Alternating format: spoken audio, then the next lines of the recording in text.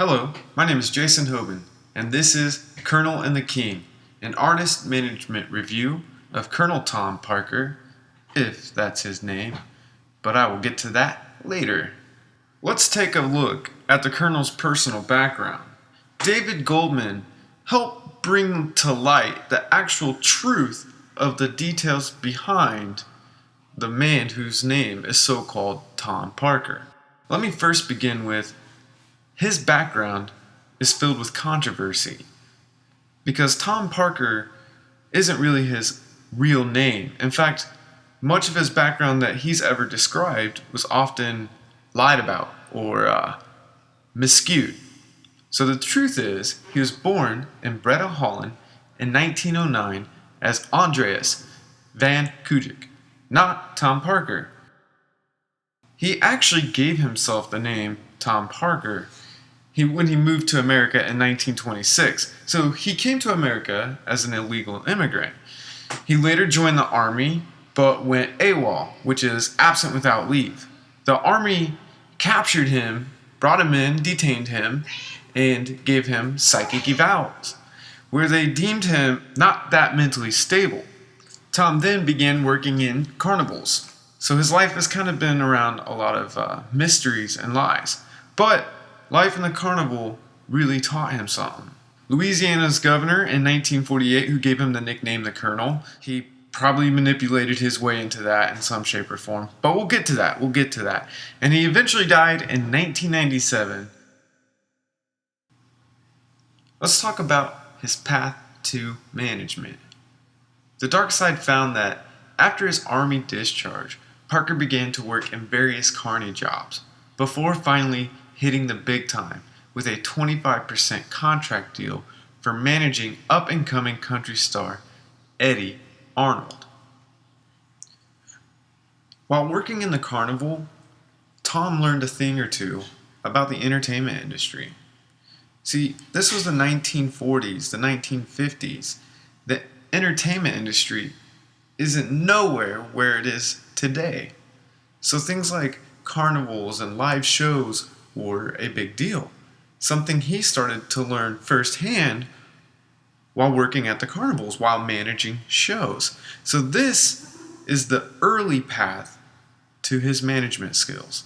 Opportunities then came along and presented themselves, and he made his move into the music side of entertainment in the early 1950s. Shortly after Tom's move into the entertainment industry, he got word of a young up-and-coming talent. And that's when he met Elvis Presley at a Memphis restaurant in 1955. And from there, he led into a very successful management career.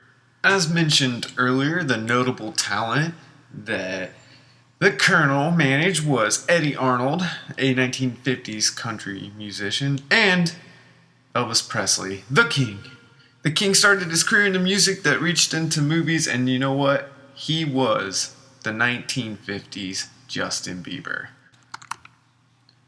Discovering the talent. Welch found that Oscar Davies, a fellow promoter who had heard of Presley on the radio and seen him perform live, recommended that Parker should see the boy in action. Well, Tom Parker followed the advice of his fellow promoter, and he went and saw the up-and-coming Elvis Presley. And this is what happened. They had a conversation. And this is what Parker said. Oscar tells me you're sensational. I'm going to see if I can book you on one of my shows. Bam, right there. A negotiating kind of tactic where he's like, let me put you on my show and see how well you do. And I'll see if we can start this relationship, this management. But the truth is, he saw the talent. He knew the potential was there. And you could almost say he manipulated the situation into his favor in the right way. And it happened. Elvis did about 10 shows, and they then kind of began this long-lasting, dynamic manager-artist relationship. The career path of the talent. Look, if you're unfamiliar with Elvis, let me break it down. Actually, Miss Rail will break it down for you. He should have been the richest entertainer of all time. He was, after all, the only performer who had ever generated more than $1 billion in earnings from his concerts, tours, films, recordings, promotions, and franchises. A very, very successful and very talented career. Elvis was, you know what? It's appropriate. He was the king.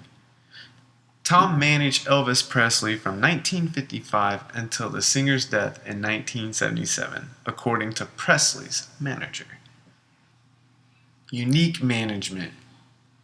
According to the Dark Side, the Colonel's business transactions that took the rock and roll star Elvis into mainstream cinema were also pioneering efforts of their time. So, what was unique about the Colonel was he was doing things that haven't been done yet. He was taking a singer, a performer, and making them be seen on television, acting in films. Things that haven't quite happened yet in that era. So Alan found that there were some lessons learned. Parker was an adept negotiator. For this era, he was always able to get premium rates for Elvis, appearances on television, and in movies. He negotiated an adequate royalty rate for his client's first contract with RCA, but later renegotiated his contract, tied royalty rates for his recordings to a set amount of money rather than a percentage of the selling price. So now we're talking about his managing and his negotiating skills are getting kind of manipulative. He's really got things under control because he is getting very wealthy in this process. He's taking Elvis to new levels, and he's taking his career, his earning to a whole nother level. So the lesson learned is negotiation. The Inside Story found that Colonel Tom Parker was a master deal maker who made Elvis the highest paid actor in Hollywood. And he did this through his skills, his own talents and abilities. And what's really amazing and unique about this dynamic relationship between the artist and manager is what he was actually able to negotiate throughout his whole time managing Elvis. Because eventually he started with this kind of really good deal to this ridiculously, insanely, I'm getting 50-50. And this is what the Amazing Comeback found. They broke it down to this. The first Presley-Parker contract containing the 50% figure was signed by both men on January 2nd, 1967. By that agreement, the Colonel received 25% commission on Elvis' movie salaries and guaranteed RCA royalties. Cha-ching! But the manager's share jumped up to 50% on side deals and any income beyond basic payments in the film and record contracts. That's a lot of extra side cash. A new management contract in March 1973 gave the Colonel 50% of Elvis's total income from recordings, not just from side deals. That's even more money.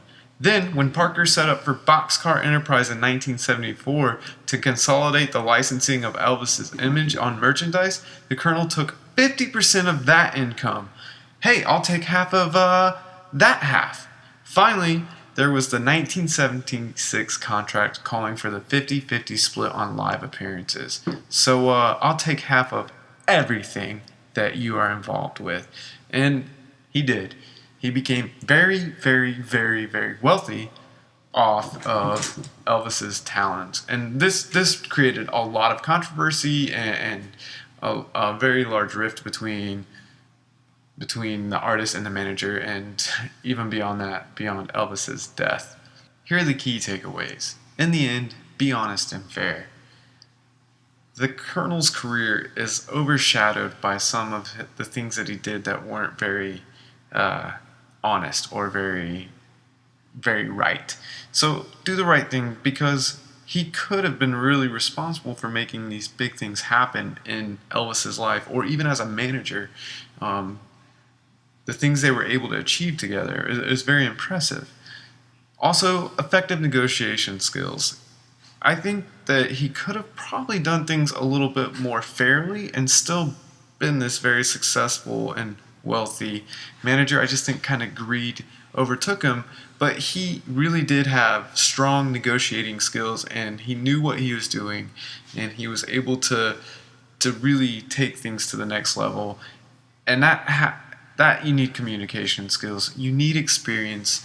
Experience in the entertainment industry is what really helped him get to where he was. Exposure. He was making deals and finding ways to make things happen all throughout his carnival life, and then he took that and translated it into his management music career and managing artists.